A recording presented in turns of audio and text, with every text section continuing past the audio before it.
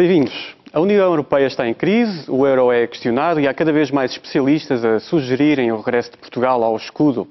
No combate de vlogs de hoje vamos questionar o futuro do euro e até do projeto europeu, como o conhecemos hoje em dia. Um debate importante e que serve também de antevisão para os próximos dias, dado que a partir de segunda-feira os líderes da União Europeia vão reunir-se em Estrasburgo para tentarem arranjar soluções para esta crise.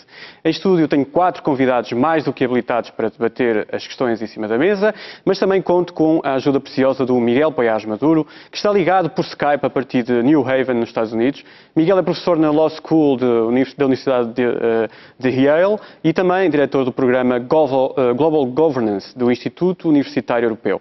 Ao meu lado tenho João Cantigas Esteves, professor no ISEG, também o Jorge Bateira, economista e que escreve no blog Ladrões de Bicicletas, e os combatentes habituais aqui no Combate Blogs, Duarte Lino, do Cachimbo de Magritte, e também o Tomás Vasques, do Hoje há Conquilhas. Lá em casa também pode participar, deixando o seu comentário na nossa página do Facebook, em facebook.com/combateblogs. Vamos então ao debate e vou aproveitar para falar já com o Miguel Paiás Maduro, que está nos Estados Unidos, onde se passa quase tudo por estes dias. É a Assembleia Geral das Nações Unidas, mas também a reunião anual do Fundo Monetário do FMI e do Banco Mundial, que também se desenrola em Washington. Miguel, boa noite, boa tarde, final de tarde aí em New Haven. Miguel, sabes, estás dentro destas questões da crise do euro, até refletiste sobre isto. Por estes dias tem-se falado muito no risco da Grécia não cumprir os seus objetivos e todo o empréstimo dado pelo FMI e, portanto, pagar aquilo que deve. E fala-se na hipótese, fala-se por estes dias que a própria Grécia podia sair do euro. Qual é a tua visão, para começar, obviamente, durante esta hora, para começar, qual é a tua visão sobre tudo isto, sobre aquilo que se passa por estes dias? Em primeiro lugar, é um pouco irónico que na Europa se diga que tudo se passa neste momento nos Estados Unidos da América, porque a opinião dos americanos é que neste momento tudo depende da Europa. Neste momento, nos Estados Unidos da América, há uma grande preocupação relativamente à evolução da situação europeia, porque há a compreensão igualmente de que o grau de interdependência que existe é tal que uma crise na Europa, ou o agravamento da atual crise europeia, terá consequências gravíssimas para os próprios Estados Unidos e provavelmente criará não uma mera recessão global, mas uma nova grande pressão global. Eu penso que, acima de tudo, e para início de conversa, eu acho que o que é fundamental que a União Europeia adopte nos próximos tempos é uma estratégia clara relativamente à resposta a esta crise. Essa estratégia tanto pode passar por um modelo que permita a falência controlada de alguns Estados-membros no seio do euro, como a Grécia, mas tem de ser uma falência controlada e, eventualmente, até o mesmo regime poderia ser aplicado a Portugal, que pode passar por um modelo de auxílio económico que já está em parte em vigor, mas que exigirá muito mais transparência e clareza relativamente a uma verdadeira solidariedade e mutualização das dívidas dos Estados-membros. Mas a grande dificuldade que a Europa tem neste momento é uma dificuldade política, porque, embora economicamente nós tenhamos várias alternativas que são consideradas como credíveis quanto à forma de solucionar essa crise, a adoção dessas alternativas está dependente não do que a própria Europa, no sentido de instituições europeias decidirem, mas sim está dependente de dinâmicas políticas nacionais. Eu há pouco tempo escrevi um artigo em que dizia isso, que no fundo o grande problema democrático europeu é que as questões políticas europeias decidem-se com base em política nacional. E as esferas políticas nacionais ainda não foram capazes de incorporar na sua forma de decidir estas questões o grau de interdependência que nós temos na Europa. E, portanto, hoje em dia há muitos alemães que ainda acreditam que é possível, por exemplo, uma falência incontrolada da Grécia, a saída da Grécia e o eventual fim do euro, sem que isso tenha consequências graves para a Alemanha. No fundo, Miguel, eu queria aprofundar um pouco mais à frente esta questão, porque é complicado a questão da Alemanha, a forma como a Alemanha está a lidar com tudo isto. Mas um pouco mais à frente eu regresso a ti, peço desculpa por te interromper. Às vezes esta comunicação pode não ser a mais perfeita, mas aqui em estúdio também vamos introduzir mais dados. Eu lembro lá para casa que pode interagir connosco a partir da nossa página no Facebook, facebook.com/combateblogs. A sua opinião também conta e, obviamente, se deixar as suas ideias também aqui, também vamos trazê-las a debate. Eu começava aqui o debate em estúdio com o professor João Cantigas Esteves. Professor, esta tarde, ao final da tarde em Washington, já de noite em Portugal, o Vítor Gaspar, Ministro das Finanças, disse que, de facto, concordava, no fundo, com esta ideia do Miguel, que a zona euro precisa de maior integração política, que existe um maior empenho político. Qual é a sua visão em relação a isto e, de facto, se estamos aqui, corremos o risco de Portugal regressar ao escudo, deixar o euro, que é uma questão polémica também? Sim, claro. Respondendo diretamente às duas questões, estou também de acordo que é necessário reforçar os mecanismos de integração, se quisermos, dentro da própria zona euro. Há realmente algum trabalho a fazer e ganharemos todos e ganha a própria zona euro caso esses mecanismos se venham a ser adotados. Enfim, tudo leva a crer que, eventualmente, numa questão de tempo, isso venha a acontecer. Portanto, aí penso que há uma unanimidade de que faltam algumas ferramentas e que essas ferramentas, quando vierem, vão seguramente ajudar. Agora, a segunda questão que coloca, penso que já é diferente, e nomeadamente o tema que aqui é suscitado da crise do euro. E aqui é que eu tenho talvez uma opinião um pouquinho diferente, porque eu julgo que tem havido um esforço de misturar muita coisa que é diferente. E ao misturarmos coisas tão diferentes, isto acaba por criar-se aqui grandes confusões. E porquê? Eu entendo exatamente o que é uma crise financeira, entendo até o que é uma crise económica, entendo até aquilo que é uma crise de endividamento, uma crise das dívidas soberanas. Já tenho alguma dificuldade em entender o que é uma crise do euro. E ultimamente tem-se, julgo eu, que houve aqui uma questão essencialmente linguística no início, que era uma crise da zona euro para a crise do euro. Eu julgo que estamos a falar realmente de coisas diferentes. E para isso gostaria de dar uma opinião que é, do meu ponto de vista, o euro é seguramente dos projetos, dos maiores projetos de integração europeia que tivemos nas últimas décadas, e agora acrescento também, e de maior sucesso. Ou seja, quando falamos em crise do euro, eu de facto tenho muita dificuldade em saber exatamente o que é que estamos a falar. Porque o euro foi lançado para o mercado cambial já há umas décadas atrás, ganhou claramente o seu terreno, ganhou o seu espaço, ganhou cota de mercado, impôs-se claramente como uma grande moeda mundial, aceita universalmente como moeda de troca, foi progressivamente sendo utilizada como meio de reserva, em que vários países e cidadãos e investidores utilizam o euro como moeda de reserva, e verificamos que o euro é uma moeda fortíssima.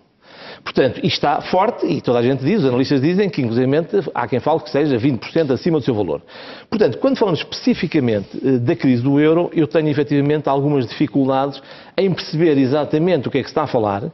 Eu sei que tem havido um esforço, nomeadamente alguns agentes políticos, em baralhar estas crises todas e mostrar isto tudo assim, digamos, num monte e fazer de conta que há apenas aqui uma crise. E são coisas distintas. E relembro que, por exemplo, uma novidade da última semana, novidade, enfim, já tinha sido falado, mas com alguma força, é o facto de mesmo no caso da Grécia, ser perfeitamente possível uma situação de incumprimento e de default com a manutenção dentro do euro. Ou seja, foi algo que foi, digamos assim, começado a ser discutido na última semana. E penso que este aspecto releva novamente, e repetindo-me, que, do meu ponto de vista, o euro foi um enorme sucesso e verei com as maiores dificuldades que este grande ativo, até acrescento mais, o euro, do meu ponto de vista, é dos grandes ativos que a Europa tem, a União Europeia tem neste momento. É sólido, é estável, como se tem demonstrado.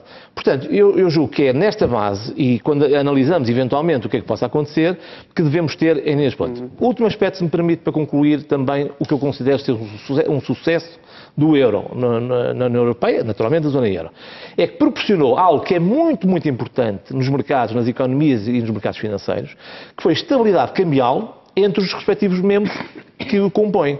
Relembro que, enfim, desde o século XIX, que nós sabemos que as economias procuram estabilidade cambial. A estabilidade cambial é um fator decisivo para o crescimento das economias, para o desenvolvimento, para o bem-estar e até para o crescimento do comércio internacional. Isto ficou mais ou menos resolvido, julgo eu, no século XIX e, portanto, isso foi conseguido, no caso da União Europeia, naturalmente nos membros da zona euro que conseguiram essa estabilidade cambial. De qualquer forma, há estudos, e aliás o estudo do BCE nos últimos dias admitiu que a crise da dívida pode vir a destruir o euro. Isso pode ser um risco evidente, mas eu queria agora lançar o contraditório, porque o Jorge Bateira, o seu colega também, economista, que escreve já há muito tempo, Jorge já escreve há muito tempo sobre esta questão do euro.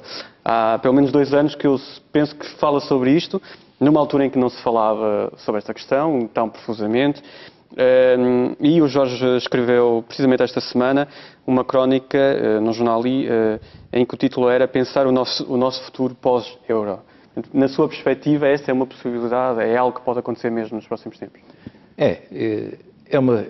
Estamos condenados a isso, e os mecanismos em jogo na economia e na política aparentemente encaminham-nos para isso. É evidente que eu devo dizer que nós não podemos falar com segurança total sobre um conjunto de evoluções que ocorrerão nos próximos tempos. Estamos no domínio de uma grande incerteza sobre o que vai ocorrer nos próximos tempos. Mas há algumas linhas de orientação que eu acho que, apesar de tudo, podemos antecipar.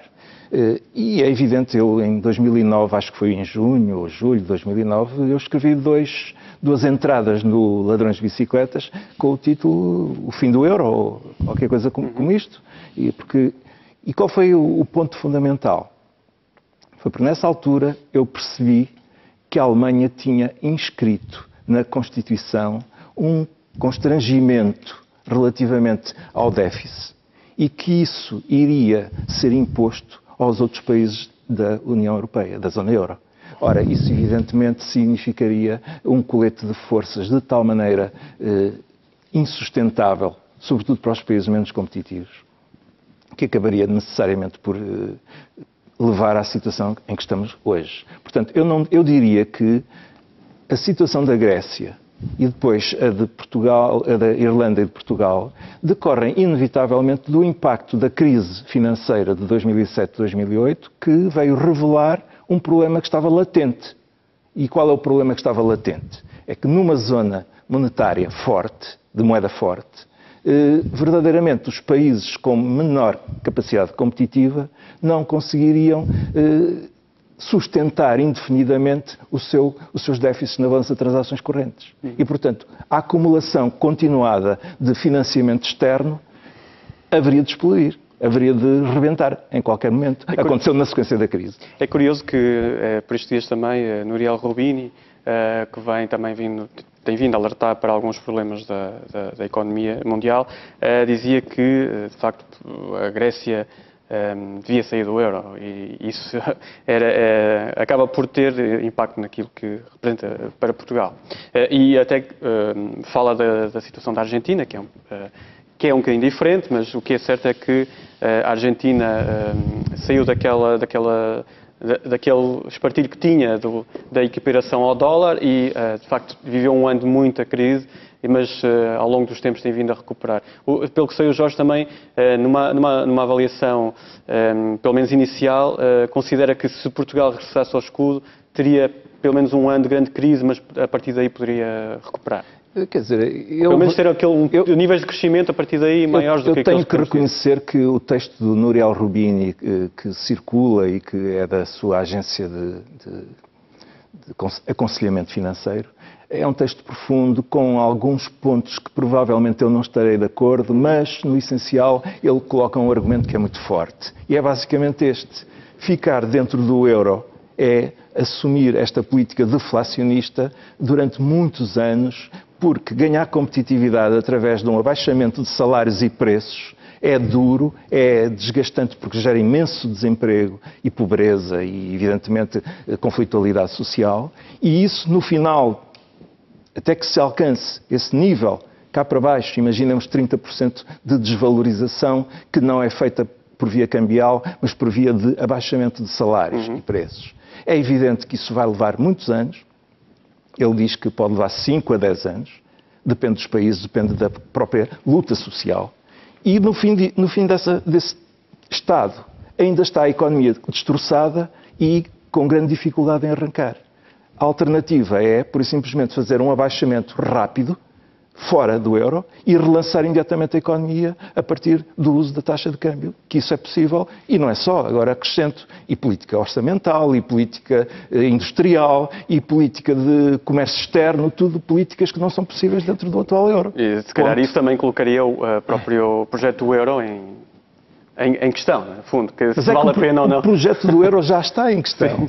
É que há um bocado a professor Cantigas Esteves disse que foi o maior sucesso. Eu fico perplexo, realmente. A situação em que estamos é a prova de que o euro foi, de facto, um grande fracasso.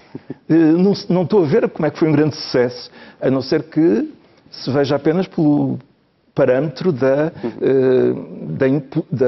ocupação de espaço no plano financeiro à escala mundial. E, portanto, de uma moeda de reserva, etc. Mas isso é uma parte pequena que está sempre condicionada por tudo o que vai no âmbito da economia real. Veja, eu daqui a pouco já lhe vou dar, eu sei que quer responder, mas deixe-me só lançar aqui os nossos outros convidados. Duarte, numa perspectiva mais política, Portugal pode fazer muito pouco em relação a isto, não é? Mesmo que os esforços que têm vindo a ser desenvolvidos. Eu acho que Portugal pode fazer muito pouco.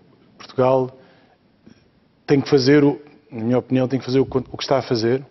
Este programa de ajustamento será necessário em qualquer cenário. Quer dizer, as alternativas que são apresentadas como soluções milagrosas para Portugal não vivem sem isto. Quer dizer, a ideia de que os eurobonds nos salvam ou transferências de um orçamento comunitário são falácias, porque a mutualização da dívida, ou seja, dívida europeia garantida por todos os países e imparcialmente transferida para Portugal, nunca acontecerá sem nos imporem condições severas e, portanto,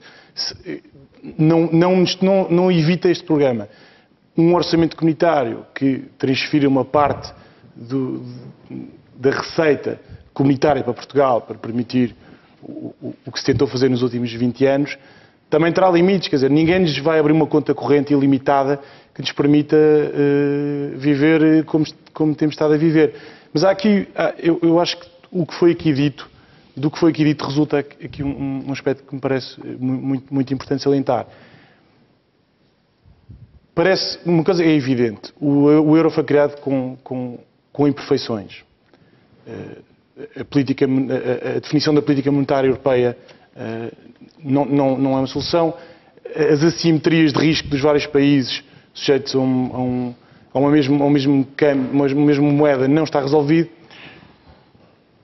E, portanto, vai ter que criar esses mecanismos. Agora, não é possível criar esses mecanismos de forma estável sem que os povos de todos os países envolvidos se pronunciem pela primeira vez e com total consciência do problema. Porque até agora a Constituição Europeia tem sido feita por políticos e burocratas enquanto as pessoas estão distraídas a tratar das suas vidas. Os eurodeputados, não é? Basicamente. Mas neste momento as pessoas perceberam-se claramente que a União Europeia implica transferir dinheiro dos impostos de uns para os outros. E isso, neste momento, quando se pronunciarem sobre isso, porque é inevitável, porque as constituições de vários países assim o exigem, quando se pronunciarem sobre isso, vão pronunciar-se com a consciência de que no Norte vão estar a comprometer-se a transferir dinheiro para o Sul e no Sul vão estar a comprometer-se a aceitar certas restrições à despesa e à forma de se organizarem. E, portanto, pela primeira vez vamos ter um debate constitucional europeu esclarecido em que as pessoas vão saber e vão ter o mínimo de consciência do que é que estão a decidir. E assim vai ser evitado, vai ser um desvio em relação ao modelo de construção, ao modus operandi da Constituição Europeia até agora. E isso vai ser muito interessante. Se perguntarmos aos alemães o que é que querem fazer à Grécia, uma sondagem do semanário Stern dizia por estes dias que 1 em cada 3 alemães defende a saída da Grécia do euro. Portanto, mas hoje também saiu uma sondagem que dizia que 70% era contra a ideia de deixar a Grécia falir. Não se percebia se estavam dispostos a bancar a manutenção da Grécia, e isso era uma questão muito interessante. Não, aliás, o professor Cantigas Esteves falou da solução da Grécia poder assumir-se que a Grécia entra em default, mas que não sai do euro. Aliás, hoje António Borges, o diretor do Departamento Europeu do FMI, dizia precisamente isso, que os bancos europeus não teriam qualquer problema em lidar com um default grego. Portanto, esta poderá ser uma solução até a surgir nesta semana, em que precisamente Durão Barroso vai fazer o discurso de Estado da União, que não será tão entusiasmante como o discurso de Estado da União de Barack Obama, mas será pelo menos um sentimento, será partilhado um sentimento em relação àquilo que vai na zona euro, e também com a presença do Presidente do Eurogrupo pela primeira vez. Tomás, deixo-te também que entres neste debate. Por estes dias, eu acho que esta questão tem passado um pouco ao lado dos portugueses, que têm estado mais entretidos com a questão da Madeira e da crise e dos buracos que existem. Mas isto pode ser uma questão real, isto pode vir a jogar muito no futuro dos portugueses. Em janeiro fazemos 10 anos que lidamos com a moeda, foi a 1 de janeiro de 2002 que passámos a usar o euro. Qual é a tua visão em relação a tudo isto? Se calhar mais em termos políticos. A minha visão é muito pessimista, independentemente da consolidação do euro enquanto moeda estável no sistema monetário internacional. As cartas estão todas em cima da mesa. Quase que não há carta nenhuma para destapar. Então, recapitulemos, a Grécia não suporta mais medidas de austeridade, senão implode do ponto de vista social. As reformas que já foram feitas e as que ainda estão para fazer na Grécia já não produzem efeitos em tempo útil. Isto significa que a Grécia vai, a curto prazo, incumprir os seus compromissos financeiros. Isto é um dado assente e não vale a pena meter a cabeça debaixo da areia. Agora, o que se trata é de saber se este incumprimento vai ser controlado ou descontrolado conforme vontades políticas. Independentemente de ser controlado ou descontrolado, o incumprimento vai, no montante de reestruturação da dívida, no mínimo aí à volta de 50%, porque com uma quantia inferior, uma percentagem inferior da dívida, a reestruturação não produz os efeitos necessários. Quais as consequências deste incumprimento, que está para breve, em dois setores. Num lado, no sistema bancário europeu. Quais as consequências, sobretudo em bancos franceses e alemães, e incluindo alguns bancos portugueses, credores da dívida soberana grega. Por outro lado, o comportamento dos mercados, a partir desse momento, em relação à Itália e à Espanha. O que, a verificar-se negativamente, quer no sistema bancário, quer em relação à Itália e à Espanha, isto é um dominó.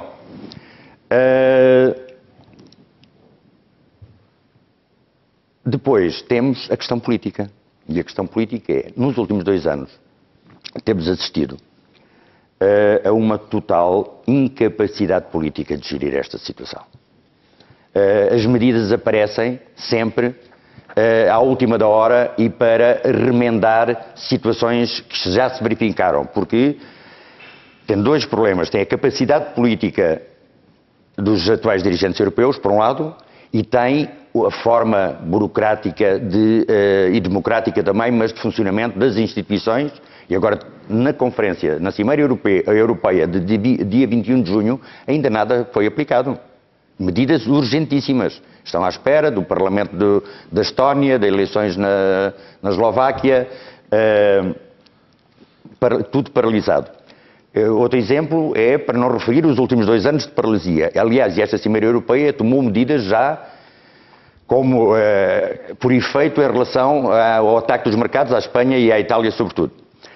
A última conferência, a última reunião dos ministros das Finanças da zona euro na semana passada. Nas questões fundamentais não houve consenso.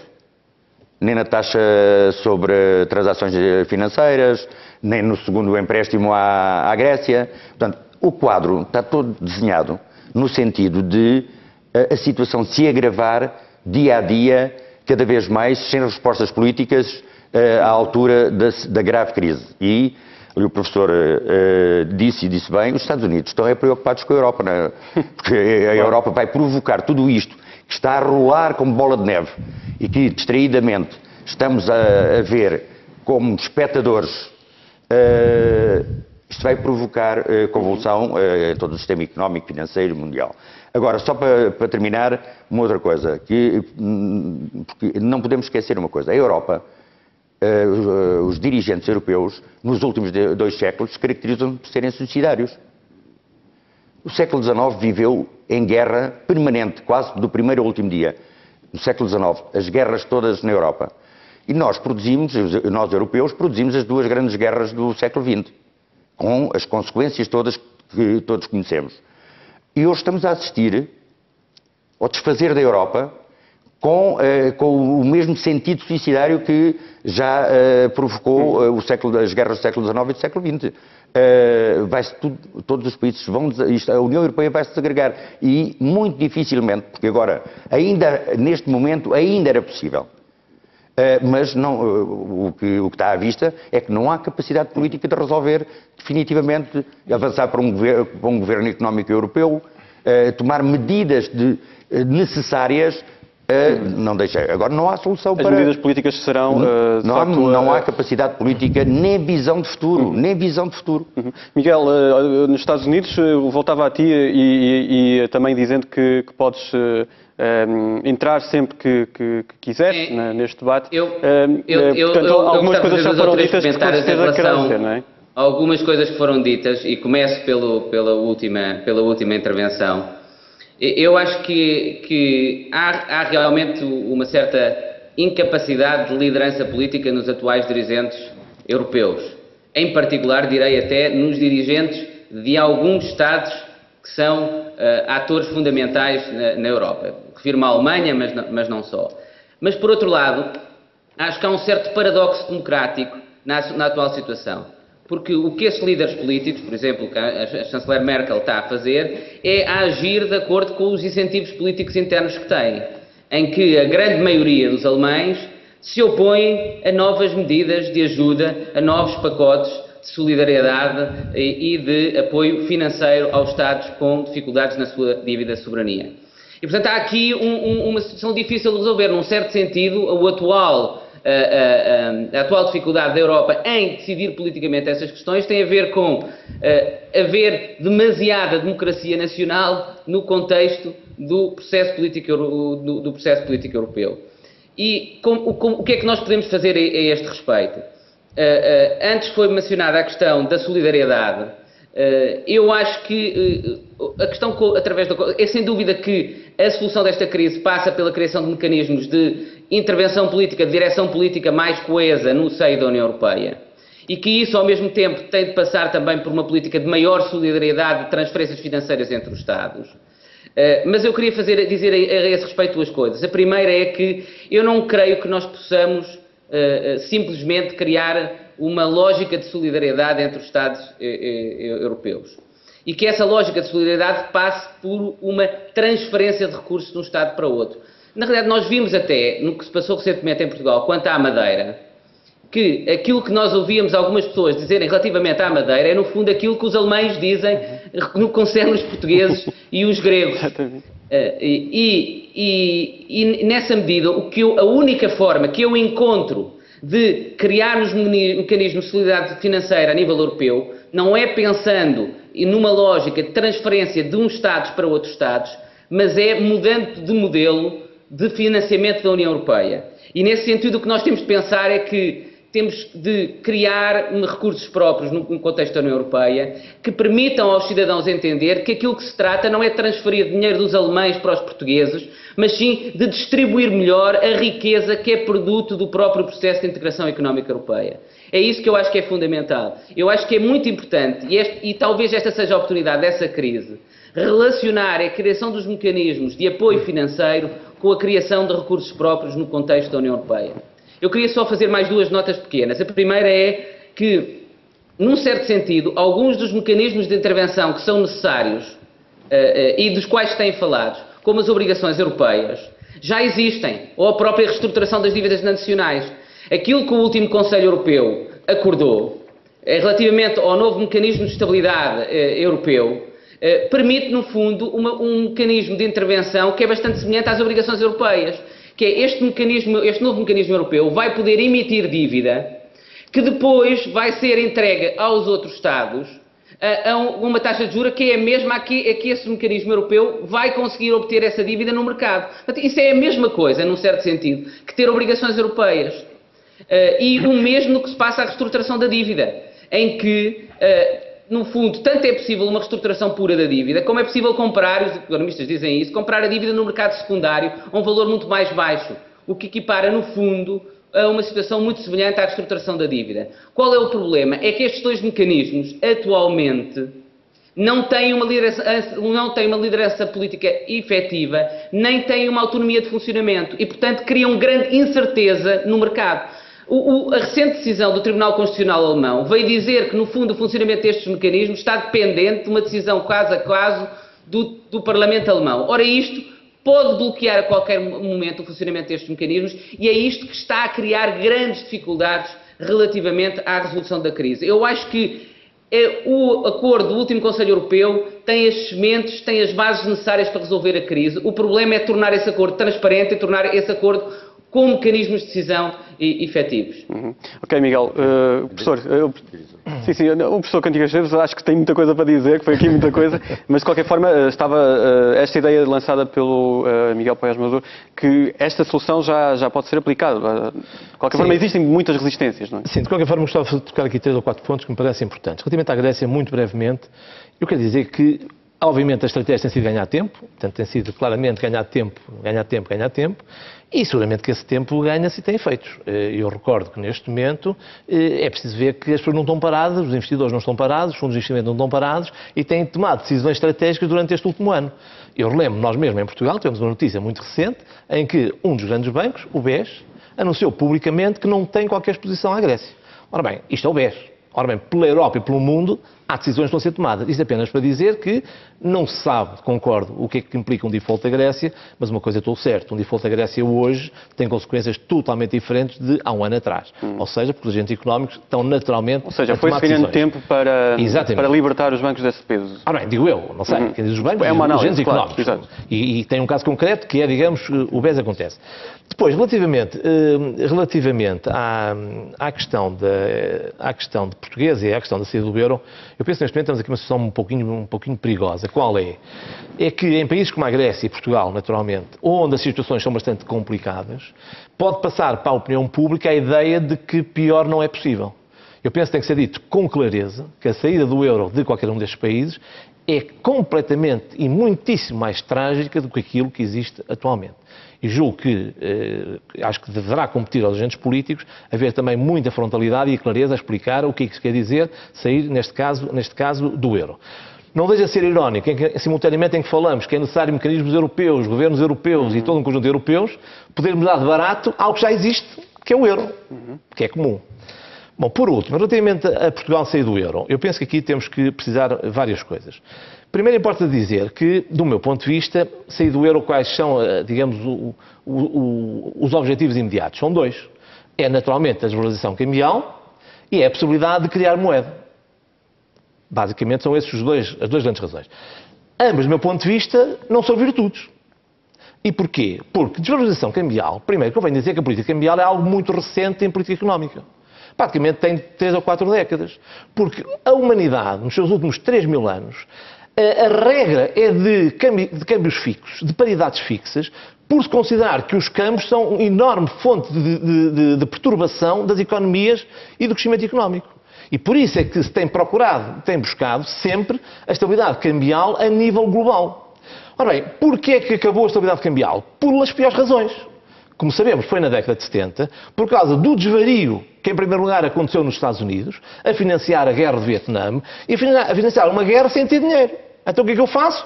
Faço moeda e desvalorizo a moeda. Portanto, e aí que começam os câmbios flutuantes, os câmbios flexíveis, que é o que nós temos hoje, e que eventualmente voltaremos a ter se voltássemos tragicamente para o escudo, e o que é errado, que é, nós não temos dinheiro para fazer face às nossas despesas, fazemos moeda.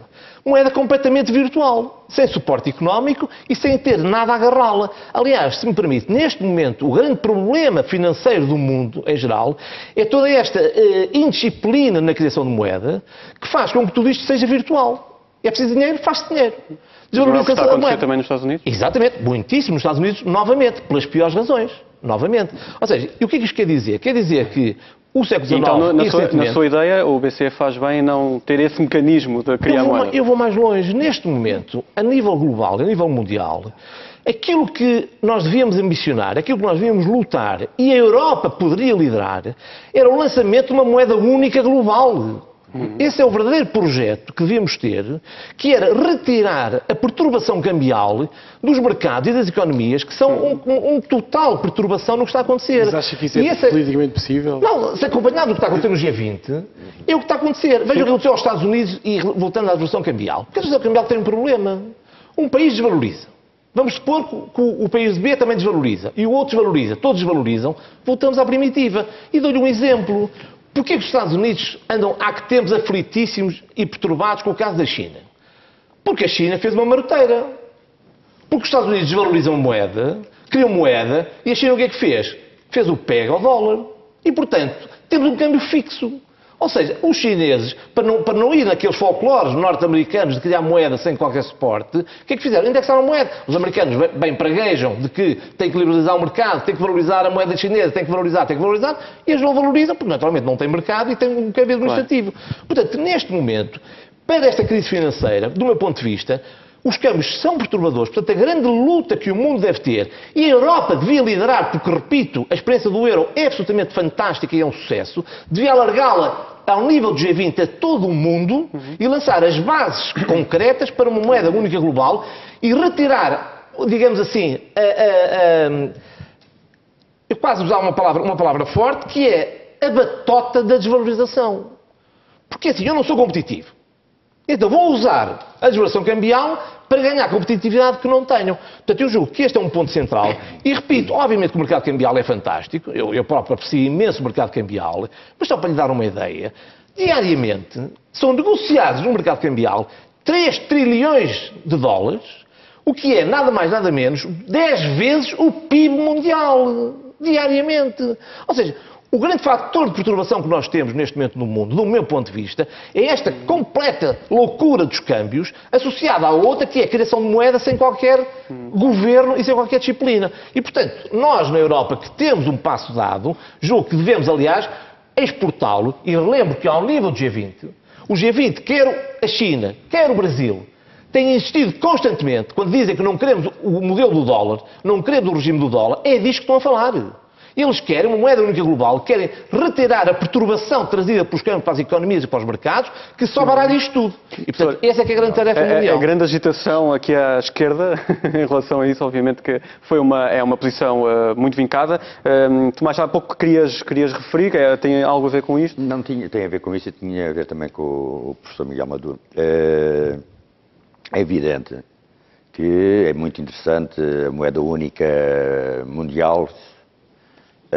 Em relação ao que o professor Miguel Maduro tinha dito, que as decisões do Conselho Europeu de 21 de junho eram importantes, muito importantes, mas vamos lá tirar a cabeça debaixo da areia. A Grécia vai cair primeiro do que serão aplicadas as medidas aprovadas em 21 de julho.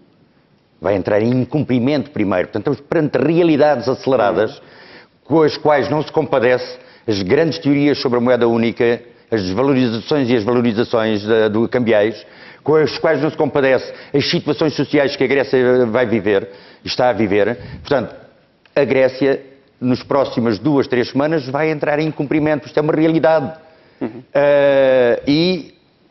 As decisões tomadas no Conselho Europeu de 21 de junho, sobre que já passaram 3 meses, nem daqui a 3 meses, estão aplicadas, sobretudo, as referentes ao reforço e à flexibilização do Fundo Europeu de Estabilização Financeira, que era imprescindível estar na prática e em funcionamento 3 dias depois. Portanto, a Grécia vai entrar em cumprimento e tudo mais, está paralisada, a União Europeia está paralisada e não há nem vontade nem capacidade política de resolver a situação, de onde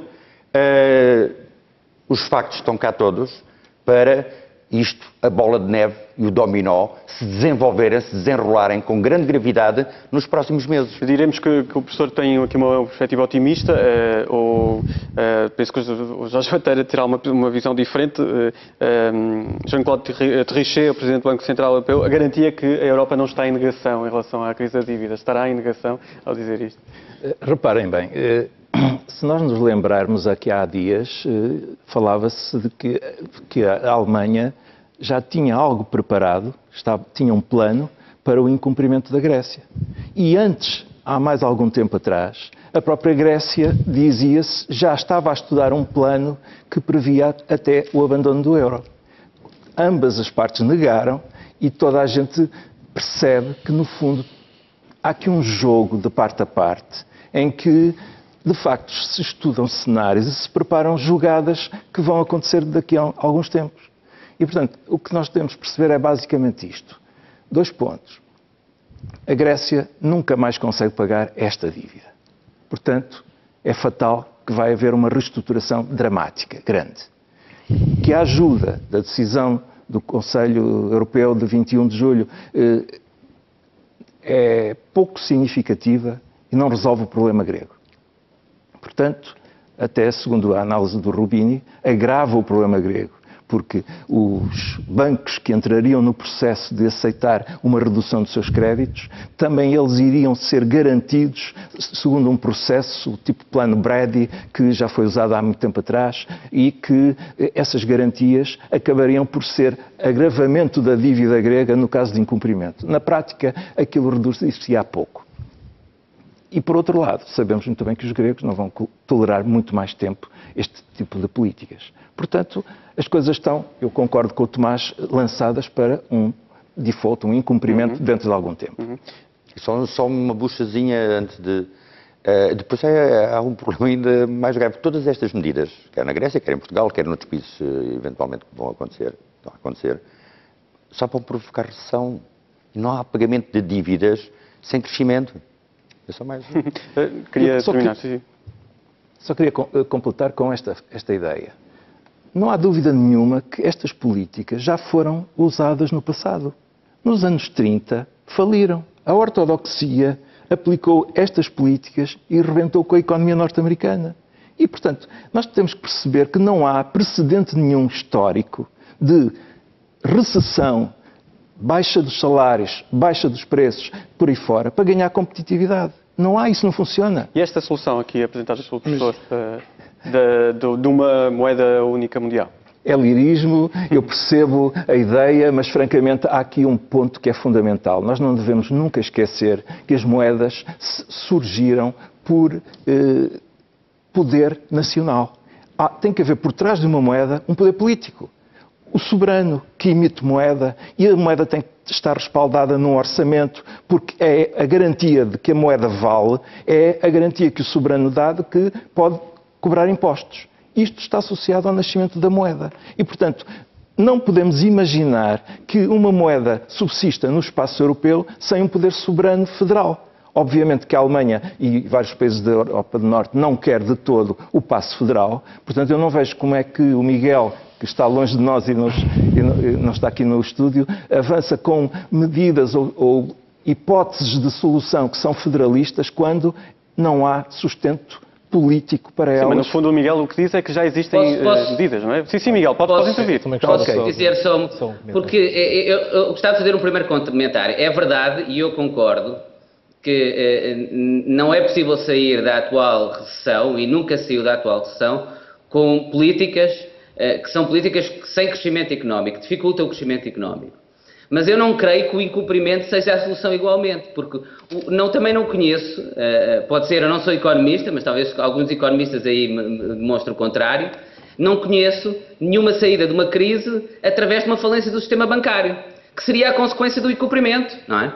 E, portanto, esta é a grande dificuldade atualmente, é que, por um lado, se tem a percepção clara de que deixar chegar ao incumprimento traduz-se numa falência do sistema bancário provável, não só em algum Estado europeu, mas provavelmente em sistema dominó em vários Estados europeus, o que por si só levaria a uma crise enorme, a uma enorme depressão, e tivemos isso com a Grande Depressão. Mas, por outro lado, uma política pura de ajustamento muito duro, que não facilita o crescimento, também não nos vai proporcionar, não nos vai proporcionar a solução. É por isso que eu acho que também queria intervir. Realmente, se não houver um acordo político e se estivermos perante um incumprimento da Grécia, um incumprimento incontrolado, eu temo muito, não só em relação à situação grega, à situação portuguesa, em relação ao euro, mas em relação ao próprio futuro da União Europeia. E por isso é que eu tenho esperanças que ainda vai existir, por própria motivação de sobrevivência política dos atuais dirigentes políticos, que eles serão capazes de preferir tomar agora decisões que têm alguma impopularidade política nos seus Estados, para evitarem maior impopularidade política no futuro. E essas decisões passam basicamente por uma decisão. Eu queria só acrescentar relativamente ao colega disse. Pode ser um mecanismo de auxílio económico com programas de ajustamento muito duros. O outro pode ser um problema. Uma solução através de um mecanismo de incumprimento controlar. Esta questão da moeda e do Estado é claramente importante, é ver o Estado, mas eu queria apenas, digamos, recordar que nos 3.000, 4.000 anos de sistema monetário internacional, nomeadamente o famoso padrão ouro, a grande diferença é que acima dos Estados havia algo supranacional que era o ouro, que obrigava uma disciplina aos próprios Estados. E foi isso que se perdeu na década de 70. Ou seja, hoje a soberania plena da moeda, quanto a mim, é o que nos traz para aqui. Porque aquilo que era necessário e que aconteceu no passado durante milénios é que havia algo supranacional que impunha disciplina à tal soberania dos Estados e não permitia o que está a acontecer agora, que é um total descontrole, um total desgoverno no uso e no abuso da moeda para fins que não era o objetivo, nem deve ser o objetivo da moeda. Mas a moeda sempre foi uma abstração, mesmo indexada ao ouro, não deixa de ser uma abstração. O próprio valor do ouro é uma abstração. Não, mas deixa-me dar um exemplo. E a questão é, se houvesse uma moeda global, como é que era o governo dessa moeda? Era uma organização tipo a ONU, em que nunca se entendem. Era o Fundo Monetário Internacional. A China não tinha direito de veto. Era o Fundo Monetário Internacional que existe. A China, o Brasil, a Rússia entregavam uma parte fundamental da sua política económica, que é a política monetária, que tanto usam, como há pouco disse, e delegavam isso no Fundo Monetário Internacional. Tenho todo o gosto de explicar. Tenho todo o gosto de explicar. A ideia parece-me engraçada, mas é como criar uns Jogos Olímpicos sem competição. Neste momento, o G20 está bloqueado por causa deste ponto. Porque, repito, quer Brasil, quer a China, querem a estabilidade cambial. Se quisermos em termos mais latos, o que estamos a falar é o imperativo conseguirmos estabilidade cambial, tirar esta flutuação dos mercados. E isso é feito através de política e de poder que nunca será delegado. Ora bem, e esse é que é o problema. Deixa-me dar um exemplo. É o pequeno, gigantesco problema insolúvel. Desde que acabou o padrão ouro, portanto, há cerca de 30, 40 anos, o que aconteceu ao dólar? Desvalorizou 98%. Ou seja, desde que acabou o regime de câmbios fixos, o dólar desvalorizou 98%. Ora, isto não é possível. E qual é o problema? Isto é claramente, digamos, usar a política monetária para fins que não são os próprios. Portanto, ou seja, eu acho que este é claramente, porque, repito, os mercados cambiais são lá. Por último, relativamente à Grécia, já foi dito muita coisa. Aquilo que eu julgo é que, primeiro, está-se a ganhar tempo. Estamos aí numa fase de dar oportunidade a ver se, como já foi dito e bem, eu estou de acordo, é necessário sempre haver um plano de austeridade para tudo o que venha a seguir. Seja qual for o modelo, neste momento, é imperativo haver estas correções, porque senão nada funciona se não houver um equilíbrio mínimo das contas públicas e da política orçamental. E, portanto, evidentemente que é incerto, mas, como eu disse há pouco, vamos ver o que é que se quer dizer e, repito, não é claro para mim que isso implique as tais consequências do euro e muito menos o fim do euro. O que eu acho é o seguinte, é que, primeiro, repito, o euro é estável. E acrescento mais. Eu estou completamente tranquilo. Enquanto o euro for a moeda da Alemanha, eu durmo todos os dias tranquilamente e ninguém tem que se preocupar. O que é que nos temos que preocupar? É se um país concreto sair do euro, aí é tragédia pura, aí é sim, é trágico sair do euro, ou então, que eu, enfim, não acredito, mas também era trágico, era a Alemanha sair do euro. Em conclusão, do meu ponto de vista, aí era o fim. Claro. Do meu ponto de vista, enquanto o euro for a moeda da Alemanha, desse ponto de vista cambial, estamos tranquilos, porque obviamente o euro vai continuar que a Alemanha será uma das mais beneficiadas com isto. Só uma última nota relativamente ao Rubini, que obviamente todos lemos e apreciamos. Recordo que ele há 1 ano e meio, num dos artigos muito importantes, declarou o total colapso do euro, na altura em que estava a cotar $1,20 por cada euro, na verdade, Isto foi há sensivelmente 1 ano e meio. Ele disse está a referir-se ao daqui a Rubini? um ano ao Rubini, daqui a um ano dizia ele que não só já não está na paridade, como está muito baixo, ou seja, vai haver completamente o colapso do euro, e o que nós assistimos é que o euro continua fortíssimo e mais forte, aliás, do que quando o Rubini Nós estamos teve essa a paridade. finalizar não se atrasou uma última ideia, apenas, Eduardo. não Sim. Pode durar 3 dias só. Mas uma última ideia, Eduardo, sobre Não, isto. o que eu ia dizer é que eu volto ao meu ponto do início, quer dizer, todas as coisas que foram aqui discutidas, seja um governo económico, um governo monetário, todas estas coisas neste momento implicam que os dirigentes europeus enfrentem os respectivos povos e lhes expliquem e os convençam, ou eventualmente não, das vantagens de reformar os tratados e manter o euro. E, portanto, o euro e a própria União Europeia vão enfrentar, inevitavelmente, um momento dramático e decisivo, que é a escolha dos eleitores de cada uma dos países que o compõem. Isso é que... Ok, Eduardo. Uma última ideia também para vocês. Eu recordo que, por estes dias, quando estava a preparar este programa, li uma frase interessante proferida por António Guterres a 15 de dezembro de 95, quando o euro era só uma ideia, ou a moeda única era uma ideia. Tu és o euro e sobre este euro edificaremos a nossa Europa. E isto é que levou à inspiração para a criação da moeda única com o nome euro. Este euro não está a edificar a Europa, ou pelo menos está a criar grandes dificuldades, não é, Jorge Bateira? Tá, e eu gostaria de dizer que verdadeiramente nós vamos ter que nos confrontar com a ruptura da Grécia. E depois vai depender do bom senso dos restantes dirigentes da União Europeia em perceber que mais vale sentarmos à mesa e aceitarmos que é verdade que há um conjunto de países que não vão poder pagar as suas dívidas e, portanto, vão ter que reestruturá-las e, eventualmente, abandonar o euro. Por uma razão muito simples, é porque não se consegue sustentar a economia dentro do constrangimento das políticas do euro.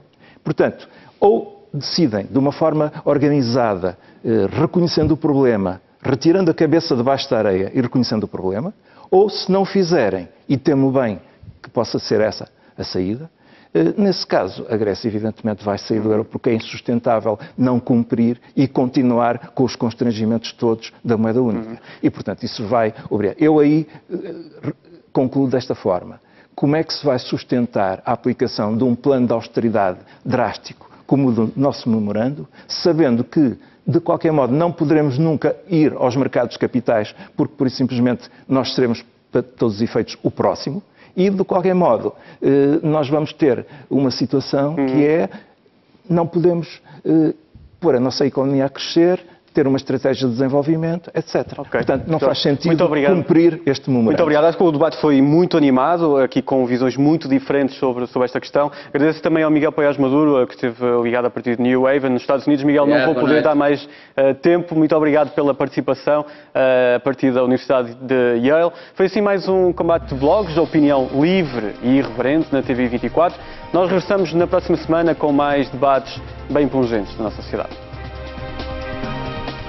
Toda a informação atualizada hora a hora no TVI 24 e em tvi24.pt.